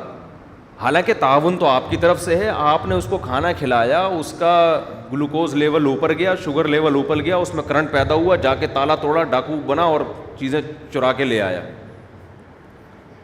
یہ تعاون ہے, مگر یہ اس درجے کا تعاون نہیں ہے, اس لیے کہ اس میں عمل جو کر رہا ہے نا وہ اپنے ارادے سے کر رہا ہے. ہاں, اگر اس میں آپ کی نیت یہ ہو کہ میں اس لیے تجھے پراٹھے کھلا رہا ہوں کہ تاکہ تیرے جسم میں طاقت آئے, تو چوری کرے, نیت ہوگی تو پھر تو حرام ہوگا. نیت نہیں ہے تو یہ وہ تعاون نہیں ہے جس کی وجہ سے آپ کو گناہ ملے, کیونکہ آپ اس کو ایز اے انسان کھلا رہے ہو. تعاون تو یہاں بھی ہے. تو اب یہ تعاون کے کون سا درجہ حرام ہے, کون سا حلال ہے, کون سا مکروہ ہے, یہ ساری چیزیں اصول فقہ میں پڑھائی جاتی ہیں, جو آج کل کے یوٹیوبرز کو معلوم نہیں ہوتی. اس لیے ان کو نہیں پتہ ہوتا کہ کس چیز پہ فتویٰ لگانا ہے, حلال کا, کس چیز پہ حرام کا. سب کو ایک ہی لاٹھی سے ہانک رہے ہوتے ہیں. ہم پہلے نا بچپن میں ایک سوال کیا کرتے تھے, کچھ مذہبی اسکالرز تھے جو وہ کہتے تھے, بہت فنٹر بنتے تھے, لیکن پہلے یوٹیوب نہیں تھا, تو ایسے ہی ہمیں گلی محلے میں ٹکرتے تھے. ہم ایک سوال ان سے پوچھتے تھے کہ یار یہ جو آج کل جتنی کمپنیاں ہیں نا, جن کی پروڈکٹ مارکیٹ میں آ رہی ہیں یہ زیادہ تر بینک سے سود لے کے کمپنیاں بناتی ہیں, زیادہ تر کیا 99%. تو یہ تو حرام پیسوں سے, جیسے ڈبل روٹی جس کمپنی نے بنائی وہ بھی بینک سے قرضہ لے گی سود پہ, تو وہ جو ڈبل روٹی بنے گی, بریڈ بنے گی, تو وہ حرام پیسوں سے, تو وہ کھانا ہمارے لیے جائز کیسے ہو گیا؟ نہیں یاری بات سمجھ. کپڑے, بڑی بڑی کمپنیاں جن کا کپڑوں کا بزنس ہے وہ بینک سے پیسے لیتی ہیں, حتیٰ کہ کسان بھی بینک سے پیسے لے کے زمین میں پیداوار اگا رہا ہے, پیداوار بھی کیونکہ حرام پیسوں سے نا, تو یہ تو سب حرام در حرام ہو گیا. تو ان کے پاس جواب نہیں ہوتا تھا. یہاں کے کیا ہو جاتے تھے, وہ پھنس جاتے تھے. اب اگر وہ یہ کہیں ڈبل روٹی کھانا حرام ہے تو بھائی کیا کھائے پھر آدمی. آپ کہیں آٹا روٹی کھا لو, تو روٹی میں جو آٹا جو فلور مل والے ہیں وہ بھی تو زیادہ تر بینکوں سے سود پہ قرضہ لے رہے ہوتے ہیں. ہم جب باقاعدہ ہم نے پراپر پڑھا نا تو ہمیں اس اشکال کا جواب ہمیں مل گیا کہ بھائی سود پہ قرضہ لینا حرام عمل ہے, مگر وہ رقم حرام نہیں ہوتی جس سے بزنس کر رہے ہیں آپ. عمل حرام ہے, بعض جگہ عمل حرام ہوتا ہے, وہ رقم حرام نہیں ہوتی. رقم وہ حرام ہے جو سود آپ بینک کو دے رہے ہیں, اس سودی رقم سے بینک جو بزنس کرے گا وہ حرام ہو جائے گا, بشرطے کہ وہ سود کی رقم کو الگ سنبھال کے رکھ رہا ہو. سمجھتے ہو بات کو؟ تو یہ آپ ان آج کل کے اسکالر سے پوچھیں, ان کو نہیں پتہ ہوتی یہ چیزیں. تو کیا بات کر رہا تھا میں, تو یہ جو گارڈ کی جو ہے نا تنخواہ, اس کا بھی یہی ہے کہ یہ جب اتنا اماؤنٹ کہیں پڑا ہوا ہوگا, لوگوں کی بچتیں کروڑوں روپے لوگوں نے لا کے رکھے ہوئے ہیں, تو ان کی حفاظت کرنا بذات خود کوئی برا کام نہیں ہے. اور وہ پیسوں کی حفاظت کرنے کے لیے بیٹھا ہوتا ہے, ایگریمنٹ کی حفاظت کرنے نہیں. وہ تو ویسے ہی, وہ تو فون پہ بھی ہو سکتا ہے ایگریمنٹ, تو پیسوں کی حفاظت کرنے کے لیے بیٹھا ہوتا ہے. مفتی صاحب ماڈلنگ کرنا اور ایکٹنگ کرنا کیسا ہے؟ جائز نہیں ہے بھائی. ماڈلنگ کرنا تو بالکل جائز نہیں ہے. ایکٹنگ کیوں کر رہا ہے, اس کی وجہ پوچھی جائے گی اس سے, کس بات کی. کوئی ڈرامہ کر رہا ہوتا ہے نا, تو کیوں کر رہا ہے؟ بعض لوگ ہنسانے کے لیے کر رہے ہوتے ہیں, تو ویسے ہی ہنسانے کے لیے, انٹرٹینمنٹ کے لیے کر رہے ہوتے ہیں, تو وہ جائز ہے, لیکن پسندیدہ کام نہیں ہے یہ. دیکھو ہر جائز کام کرنے کا نہیں ہوتا. بھنگی بننا بھی جائز ہے نا, لیکن بنتا ہے کوئی؟ تو کام ہمیشہ وہ کرنا چاہیے پروفٹ تھوڑا ہو مگر اس میں آپ کی عزت نہ جائے. آپ ایسا کام کیا کرو. حضرت آپ جمعرات کو شب جمعہ کیوں نہیں جاتے؟ میں کسی مجمع میں جانے کے قابل رہا نہیں ہوں. سمجھتے ہو نا, میں کسی مجمع میں جانے کے قابل رہا نہیں. میں تو اب اپنی شادی میں چھپ کے جانے کی کوشش کرتا ہوں. جتنی میری شادیاں ہوئی ہیں نا ان میں بھی چھپ کے گیا ہوں. تو لوگ گھیر لیتے ہیں, بہت بڑی ٹینشن ہو جاتی ہے. شروع میں تو آدمی خوش ہوتا تھا, اللہ عزت دے رہا ہے, اب یہ چیز ٹینشن بن جاتی ہے. تو کراچی اجتماع میں گیا تھا, مجھے یاد ہے پنڈال تک پہنچتے اتنا ٹائم لگ گیا تھا. تو بہت زیادہ اس میں لوگ تو بالکل خیال نہیں کرتے, ہر آدمی سیلفی لے رہا ہے ہر ایک کے سامنے. ابھی کل ہمارے کسی دوست نے کہا کہ ہال میں جا کے نکاح پڑھانا ہے, بہت قریبی دوست ہے. میں نے کہا میں نہیں پڑھاؤں گا, بالکل صاف منع کر دیا. حالانکہ خطرہ ہے ناراض ہو جائیں گے, لیکن میں نے ان کو بتا دیا بھائی میرے بس میں نہیں ہے. ایک تو یہ کہ ہال میں جو ٹائم نکاح کا دیا جاتا ہے اس ٹائم پہ کبھی بھی نہیں ہوتا. آدمی نا لنگور کی طرح جا کے اوپر بیٹھ جاتا ہے ٹنگا ہوا. دولہا ہے نہیں ہے, کہاں ہے, 10 بجے کا ٹائم دیا تھا, 11:30 بجے بارات آ رہی ہے, ایک ٹینشن. تو اتنا فالتو ٹائم کسی کے پاس ہو تو ٹھیک ہے بھائی, تو کوئی بہت ٹائم لگتا ہے. دوسرا پھر سیلفیاں جتنا منع کرو اس کے بعد بھی 25-30 تو ہو ہی جاتی ہیں. تو میں نے ان سے کہا کہ میں اپنی شادی میں اتنا نہیں مسکرایا جتنا دوسروں کی شادیوں میں ہر سیلفی میں مجھے مسکرانا پڑتا ہے. شادی کسی اور کی ہو رہی ہے, مسکرا بار بار میں رہا ہوں, وہ آتا ہے نا اسمائل, پھر مسکرائیں, پھر تیسرا آدمی, چوتھا آدمی, پانچواں آدمی, چھٹا آدمی. مجھے غصہ آ رہا ہوتا ہے, پھر شادی اس کی ہو رہی ہے, مسکرانا ہمیں پڑتا ہے. تو اس لیے یہ مسئلہ ہے. مفتی صاحب اہل بدعت کے پیچھے نماز پڑھنا کیسا ہے؟ نماز ہر ایک کے پیچھے جائز ہے جب تک کہ شرکیہ عقیدہ نہ ہو. شرکیہ کا مطلب نبی صلی اللہ علیہ وسلم کو حاضر ناظر سمجھتا ہو, مشکل کشا سمجھتا ہو, تو پھر اس کے پیچھے نماز پڑھنا جائز نہیں ہے. نبی کو بشر نہ سمجھتا ہو, نور سمجھتا ہو, یعنی بشریت کی فہرست سے ہی نکال دیا ہو, پھر ایسے شخص کے پیچھے نماز پڑھنا جائز نہیں ہے. اتنا براڈ مائنڈڈ نہ بنے کہ جو اسلام کی باؤنڈری ہے اسی کو کراس کرنا شروع کر دیں. تو عقیدہ جو ہے نا, توحید کا عقیدہ وہ رکھنا امام کے لیے ضروری ہے. عمل بے شک خراب ہو, ہر ایک کے پیچھے نماز ہو جاتی ہے, لیکن عقیدہ اتنا خراب کہ اسلام کے دائرے سے نکل جائے. آپ کہہ سکتے ہیں کہ جو حاضر ناظر نبی کو سمجھتا ہے وہ اسلام کے دائرے سے کیسے نکل گیا؟ تو اب بھی نہیں نکلے گا تو کب نکلے گا؟ ہے بھائی, اللہ اور نبی میں کوئی فرق ہی نہیں چھوڑا اس نے, تو اب کب نکلے گا پھر وہ؟ مفتی صاحب یہ ہو گیا بھائی. مفتی صاحب میں 2016 میں عمرے پر تھا, اس وقت مجھ پر دم واجب ہو گیا تھا مگر میں نے دیا نہیں. اگلے سال جب میں حج پر گیا تو میں نے دم دے دیا, تو کیا دم ادا ہو گیا؟ جی ہاں ہو گیا. حرم میں جانور ذبح کروا دیں تو بس دم ہو جاتا ہے. مفتی صاحب میں 2004 سے آج تک تینوں ٹائم پراٹھے کھا رہا ہوں, میرے لیے کیا حکم ہے؟ آپ کفن دفن قبر وبر کی تیاری کر لیں. 3 ٹائم یہ پراٹھے کھا رہے ہیں 2004 سے, ویسے اب تک زندہ ہیں, یہ بھی حیرت کی بات ہے. بہتر یہی ہے کہ آپ گورکن سے رابطہ کر لیں, کیونکہ قبریں روز بروز مہنگی ہوتی جا رہی ہیں. حقیقت ہے کراچی میں جس طرح سے پراپرٹی اوپر جا رہی ہے نا, قبرستان بھی اسی ڈبل اسپیڈ سے اوپر جا رہے ہیں.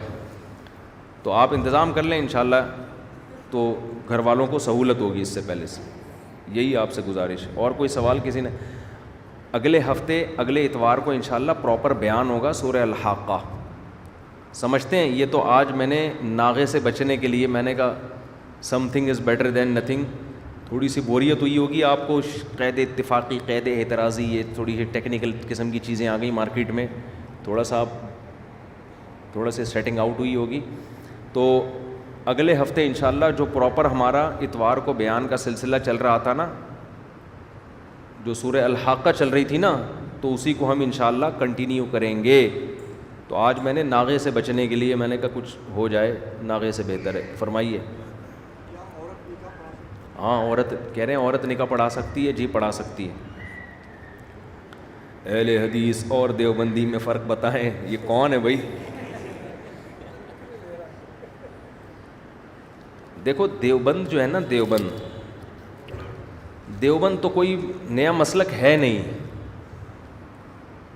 بر صغیر میں جب اسلام آیا نا تو فقہ حنفی کی شکل میں آیا ہے. فقہ حنفی تو ملیشیا میں اسلام گیا ہے فقہ شافعی کی شکل میں. تو یہ جو 4 مکاتب فکر ہے نا, حنفی, مالکی, شافعی اور حنبلی, یہ چاروں صحیح ہیں. ان میں سے کسی ایک کو فالو کرنا چاہیے اور تینوں کو درست سمجھنا چاہیے. باقی یہ دیوبندی نام جو پڑا ہے یہ بریلوی حضرات کے مقابلے میں پڑا ہے, ورنہ ہے وہ سب حنفی ہی. تو حنفیوں میں جو علماء بر صغیر میں بدعت کے خلاف ہو گئے ان کو لوگوں نے دیوبندی کہنا شروع کر دیا, اور جو تیجے 40ویں اور اذان سے پہلے صلاۃ والسلام کے قائل تھے ان کو لوگوں نے کیا کہنا شروع کر دیا؟ بریلوی. یہ بھی لوگ اعتراض کرتے ہیں نا کہ یہ دیوبندی فرقہ تو آج سے 150-200 سال پہلے پیدا ہوا ہے, تو اس سے پہلے تو یہ فرقہ تھا ہی نہیں, تو جو فرقہ بعد میں پیدا ہوا ہو وہ صحیح کیسے ہو سکتا ہے؟ اصولی طور پر تو بات صحیح ہے کہ جو فرقہ ہی پہلے نبی کے دور میں تھا ہی نہیں وہ صحیح کیسے ہو گیا؟ تو خوب سمجھ لیں, نہ دیوبندی تھے نہ بریلوی, حنفی تھے. بر صغیر میں جب آیا نا اسلام تو فقہ حنفی کی صورت میں آیا ہے. تو اس لیے میں اپنی نسبت فقہ حنفی کی طرف کرتا ہوں, فقہ حنفی کی طرف میں اپنی نسبت کرتا ہوں.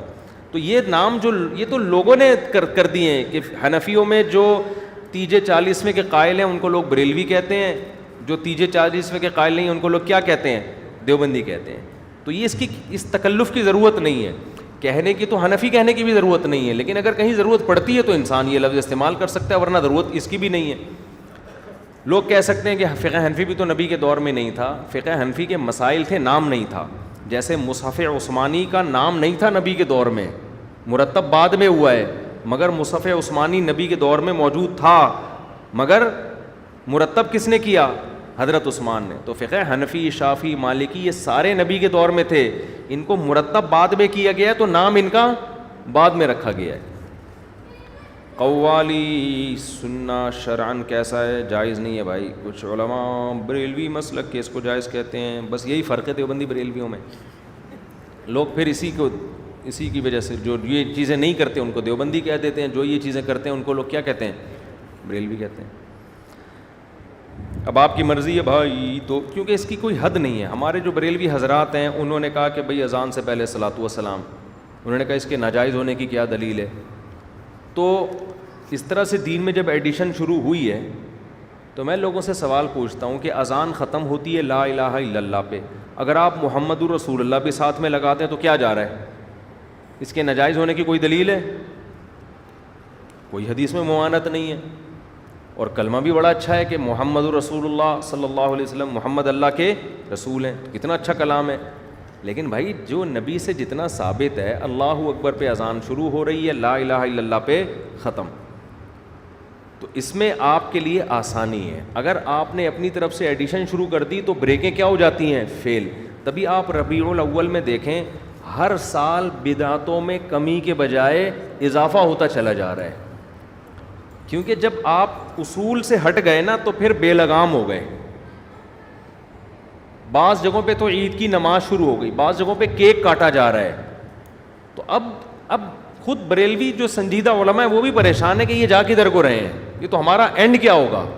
تو بھائی یہ اینڈ اس کا فطری اینڈ نتیجہ ہے, یہ ایسا ہی ہونا تھا, اور اگلے سال اس سے بھی زیادہ ہوگا, اور اگلے سال پھر اس سے بھی زیادہ. تو یہ پہلے آپ دیکھیں دیوبندی بریلویوں میں فاصلے کم تھے, پہلے فاصلے کم تھے, اب یہ فاصلے کیا ہوتے جا رہے ہیں؟ کیونکہ خانے وال تک اکٹھے آئے تھے, خانے وال تک انجن چینج ہو گیا, سرگودا والی گاڑی ادھر نکل گئی, لاہور والی ادھر نکل گئی. اب جیسے جیسے سرگودا والی گاڑی سرگودا جائے گی, لاہور والی ٹرین لاہور, تو فاصلے کیا ہوتے چلے جائیں گے؟ بڑھتے.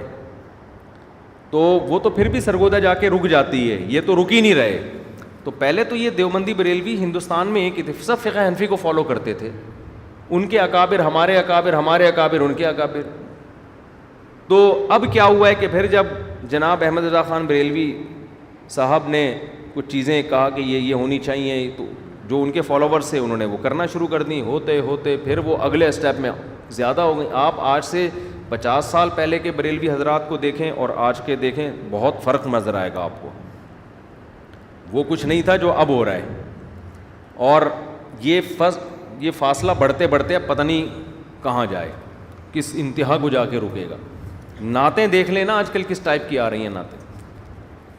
اچھا بھائی مفتی صاحب اصلاحی تعلق کس سے قائم کریں؟ کسی بزرگ کا نام بتا دیں. کراچی میں بہت سارے بزرگ ہیں میرے بھائی, کراچی میں ہی اگر پوچھنا ہے تو جامعۃ الرشید میں میرے شیخ و مرشد ہیں حضرت مفتی عبدالرحیم صاحب, لیکن وہ لفٹ نہیں کراتے آج کل, ان کے پاس ٹائم کم ہے. تو جامعۃ الرشید میں مولانا قاسم صاحب ہوتے ہیں, حضرت مفتی رشید احمد صاحب کے خلفاء میں سے ہیں. وہ اتنے نیک ہیں کہ وہ آپ افورڈ نہیں کر پائیں گے ان کو.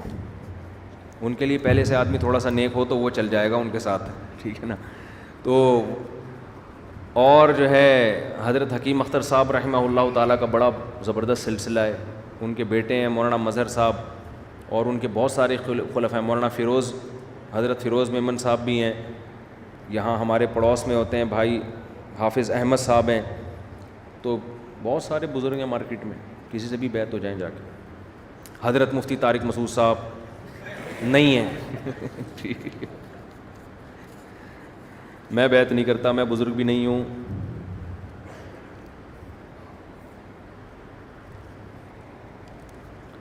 بعض لوگ کہتے ہیں کہ میں بزرگ نہیں ہوں, اور پھر بتاتے ہیں کہ بزرگ کبھی اپنے آپ کو بزرگ نہیں کہتا, یعنی میں ہوں, ٹھیک ہے. تو میرے بھائی یار یہ جو ہے نا ایسے فرقوں کے نام لے کے مسئلے جتنا پوچھو گے نا, اس سے فرقواریت کو ہوا ملتی ہے. بار بار اہل حدیث, شیعہ, بریلوی, یہ چیزیں نہ پوچھا کرو سوالات میں, سمجھتے ہو.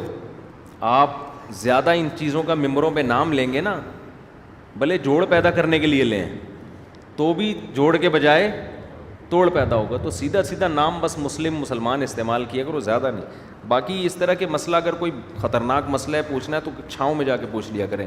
2-4 منٹ اور کوئی کسی نے کوئی مسئلہ پوچھنا ہو بتاتا ہوں.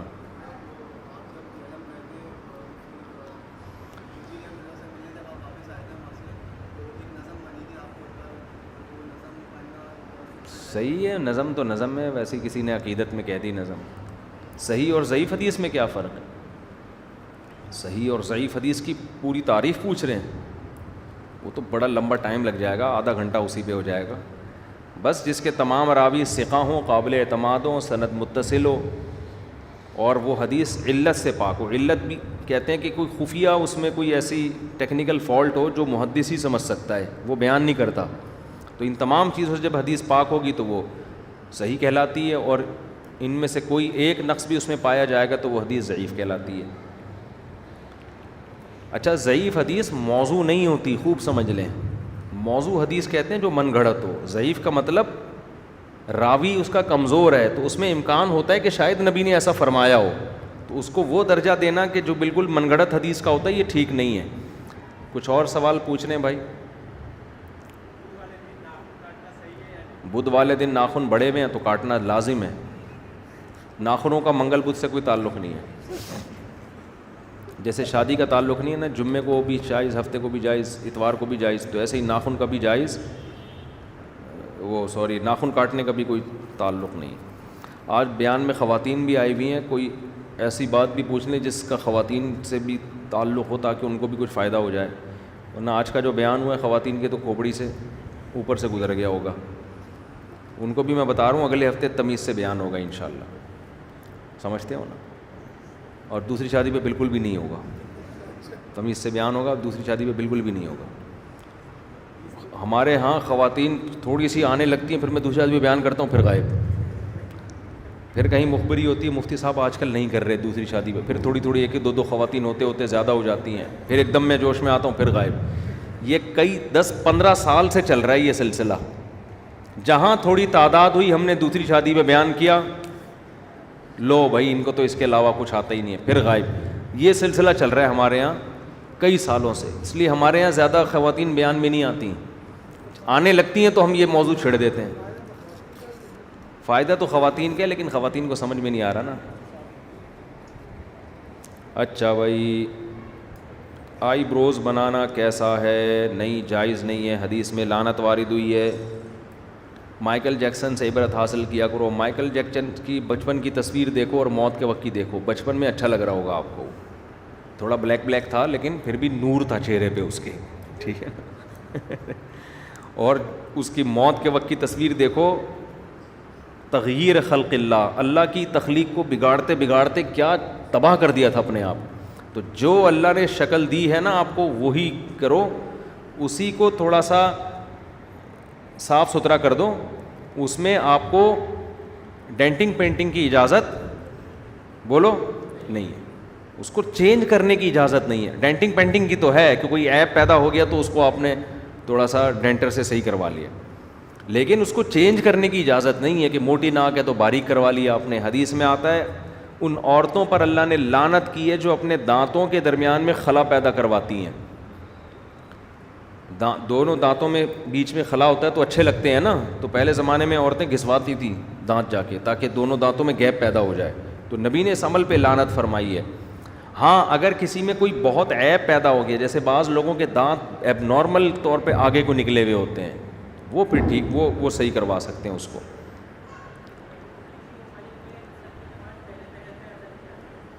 جو خلیجی کنٹریز ہیں ان میں عصر کی نماز بہت پہلے ہوتی ہے، تو فقہ حنفی میں بھی اس وقت میں جائز ہے نماز پڑھنا.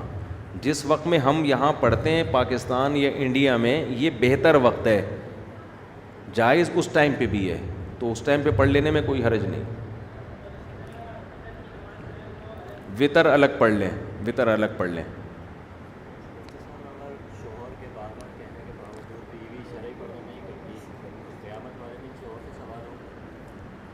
بیوی اگر پردہ نہیں کر رہی، آپ نے اچھی طرح سمجھا دیا، نہیں مان رہی، تو پھر آپ گناہ سے بری ہیں انشاءاللہ، آپ سے سوال نہیں ہوگا.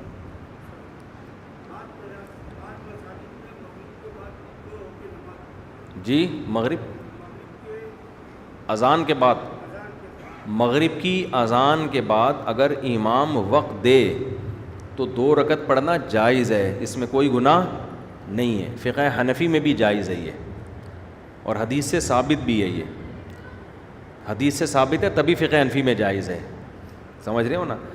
ہاں امام کے لیے افضل یہی ہے کہ وہ جلدی کرے، اس میں تاخیر نہ کرے، لیکن اگر کسی مسجد میں تاخیر کسی بھی وجہ سے ہو رہی ہے تو 2 رکعت پڑھنے میں کوئی حرج نہیں ہے۔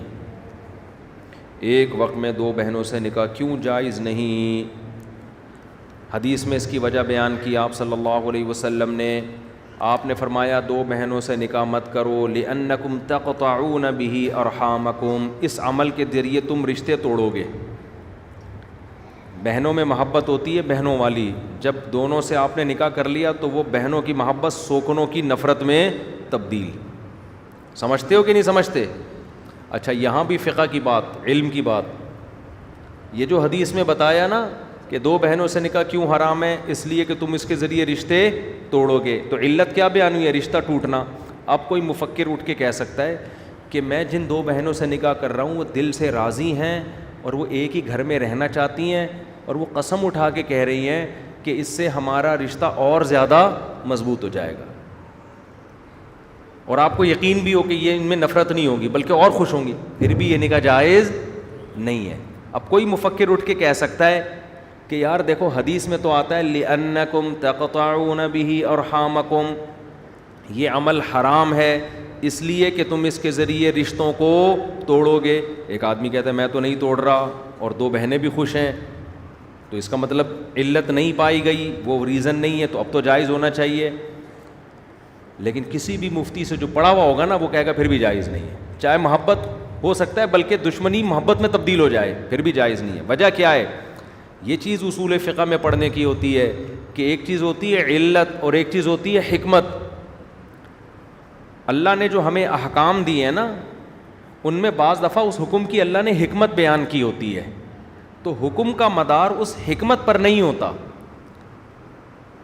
جیسے اللہ نے بتایا نا قرآن میں آتا ہے کہ ان تجمعوا بین الاختین، کہ 2 بہنوں سے تم نکاح نہیں کر سکتے، یہ اصل علت ہے کہ قرآن نے منع کر دیا، اب یہ ہمیشہ کے لیے کیا ہو گیا؟ حرام۔ حدیث میں جو آتا ہے نا کہ تم اس کے ذریعے رشتوں کو توڑو گے، یہ اس حکم کی ایک حکمت بیان کی جا رہی ہے کہ عام طور پر ایسا ہوتا ہے۔ اس کا مطلب یہ نہیں ہے کہ یہ حکمت اگر نہیں پائی جائے گی تو پھر تم کر سکتے ہو، نہ حرام تو پھر بھی ہے۔ تو یہ ہے علت۔ اس کی مثال ایسے ہے جیسے علماء بیان کرتے ہیں بھئی یہ حرام گوشت کھانے پر پابندی کیوں ہے کہ جو انسان جس جانور کا گوشت کھاتا ہے نا اس کی خصوصیات اس کی باڈی میں آتی ہیں۔ اب آپ کتے بلی کھاؤ گے تو اندر سے کتے بلی بننا شروع ہو جاؤ گے، حرکتیں وہی کرو گے، گند کھا رہے ہو نا آپ۔ لیکن اگر کوئی کھا کے اور پولائٹ ہوتا جا رہا ہے، بلے کھا گیا اپنے محلے کے سارے، کتے کھا گیا، لیکن آپ نے دیکھا کہ پہلے بہت غصہ تھا آتا تھا، اب یہ پولائٹ بنتا جا رہا ہے، غصہ بالکل ختم، پھر بھی حرام رہے گا کیونکہ ایک چیز حرام ہے ہمیشہ کے لیے۔ تو حکمتیں ہیں۔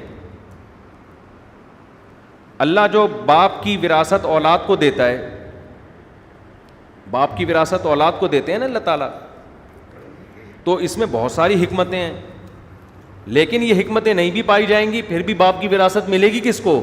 بہر صورت اولاد ہی کو ملے گی۔ تو سود کو حرام قرار دینے میں بہت ساری حکمتیں ہیں۔ نماز کی حکمت اللہ نے بیان کی ہے، بے حیائی سے روکتی ہے، کسی کو نہیں روک رہی ہو پھر بھی نماز پڑھنی پڑے گی اس کو۔ تو یہ بھی آج کل فرق مارکیٹ سے کیا ہوتا جا رہا ہے؟ شارٹ۔ آج کل کے جو نئے نئے اسکالرز آ رہے ہیں نا جو پراپر پڑھے ہوئے نہیں ہوتے، ان کو یہ علت اور حکمت کا فرق بھی معلوم نہیں ہوتا، یہاں مغالطہ کر رہے ہوتے ہیں۔ تبھی آپ دیکھیں نئے نئے جو اسکالرز آ رہے ہیں ایکچولی کر کے نا، اصل میں وہ جو اس دور میں یہ حرام تھا ایکچولی اس کی وجہ ایکچولی یہ تھی، تو یوں وجہ تھی، داڑھی جو تھی ایکچولی اس کی وجہ یہ تھی، اور جو سود جو حرام تھا ایکچولی اس کی وجہ یہ تھی، تو ایکچولی کر آ کے نا پورے دین کا بیڑا غرق کر دیا، ستیہ ناس کر دیا ان لوگوں نے۔ تو یہود و نصارہ اسی سے تباہ ہوئے۔ ہمارا جو مذہب محفوظ ہے فقہا کی وجہ سے محفوظ ہے، انہوں نے صدیوں پہلے اصول اور ضابطے مرتب کر کے ریٹن فارم میں لے آئے کہ بھئی ان اصولوں سے آپ کو ہٹنے کی اجازت نہیں ہے، اس کی وجہ سے اسلام کیا ہو گیا؟ محفوظ ہو گیا۔ اختلاف کی بھی ایک باؤنڈری ہو گئی کہ اس باؤنڈری سے آپ آگے نہیں جا سکتے اختلاف کر کے۔ سمجھتے ہو کہ نہیں سمجھتے؟ چلو بس کافی ہو گیا میرے بھائی۔ آگے کہتے ہیں عورتیں حنفی فقہ میں کیوں مسجد میں نہیں آتی؟ امام ابو حنیفہ رحمہ اللہ تعالیٰ کے دور میں صرف امام ابو حنیفہ نہیں، بہت سارے فقہا تھے جنہوں نے خواتین کو مسجد میں آنے سے روکا، جن میں عبداللہ بن عمر کے بیٹے حضرت سالم بھی تھے۔ ان کی رائے یہ تھی کہ اب عورتیں وہ پابندی نہیں کرتی جو نبی کے دور میں ہوتی تھی، پابندی اب عملاً ممکن نہیں ہے۔ تو ان کا مقصد حدیث کی مخالفت نہیں تھا، ان کا مقصد تھا کہ ایک چھوٹے شر سے بچانے کے لیے لوگوں کو بڑے شر میں ڈالا جا رہا ہے. ایک نیکی جو عورت پہ واجب نہیں ہے، مسجد میں نماز عورت پہ واجب نہیں ہے، وہ اس واجب کی وجہ سے، یعنی اس نیکی کی وجہ سے ایک بڑے گناہ میں پڑ رہی ہے، فتنہ پھیل رہا ہے. لیکن ہماری رائے وہی ہے جو آج، یعنی جو میں کئی بار بیان کر چکا ہوں کہ اب نوعیت چینج ہو چکی ہے. اب اگر عورت کو آپ مسجد میں آنے سے روکیں گے تو مسجد میں آنے میں جو بے پردگی کا تھوڑا بہت خطرہ ہے نا، اب نہ آنے میں جو ایمان جانے کا خطرہ ہے وہ اس سے بھی بڑا خطرہ ہے. تو اس زمانے میں خواتین کو مسجد میں آنے کی اجازت دینی چاہیے، ورنہ وہ دین سے بالکل ختم ہو جائے. پہلے تو عورتوں کے مدرسے بھی نہیں ہوتے تھے، اب تو جگہ جگہ اور خواتین کے مدرسے کھلے ہوئے ہیں. اس لیے کہ جب وہ کالج جا رہی ہیں، وہ یونیورسٹی جا رہی ہیں، تو علم دین حاصل کرنے کے لیے مدرسے کیوں نہیں آئے بھائی؟ وہ پہلے تو خواتین جو عالمہ بنتی تھیں گھر میں شوہر پڑھا دیتا تھا، بھائی پڑھا دیتا. آج کل کون پڑھا رہا ہے کس کو؟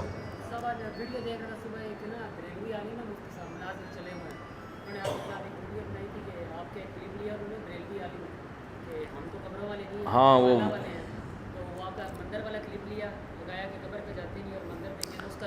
وہ کسی نے میرے خلاف کلپ بنایا ہے کہ مفتی صاحب کہتے ہیں مزاروں پہ جانا جائز نہیں، خود مندروں میں گئے ہوئے ہیں. ٹھیک ہے نا؟ تو میں مندر عبادت کے لیے نہیں گیا تھا. آج کل جو لوگ مزاروں پہ جاتے ہیں تو بدعت کرنے کے لیے جاتے ہیں نا. ہم مندر جو بدعت کے لیے تھوڑی، ہم تو وہاں یہ بتانے کے لیے کہ ہندو ہمارے ملکوں میں کتنے امن کے ساتھ ہیں. وہ علاقہ پٹھانوں کا ہے، وہ تو بڑے غیرت مند ہوتے ہیں پٹھان تو دین کے معاملے میں، پھر بھی ہندو کتنے امن اور شانتی کے ساتھ ہیں. تو انڈیا کے ہندوؤں کو پیغام دینے کے لیے تو یہ پیغام مندر جائے بغیر دینا ممکن نہیں تھا، تو اس لیے گیا تھا. اسی میں کوئی ماشاء اللہ یو پی سے آئے ہیں، یو پی تو ہمارا وطن ہے. آمین آمین. آج انڈیا والوں کو ویزے پاکستان ماشاء اللہ بڑے آرام سے دیتا ہے. انڈیا سے لوگ بہت آ رہے ہیں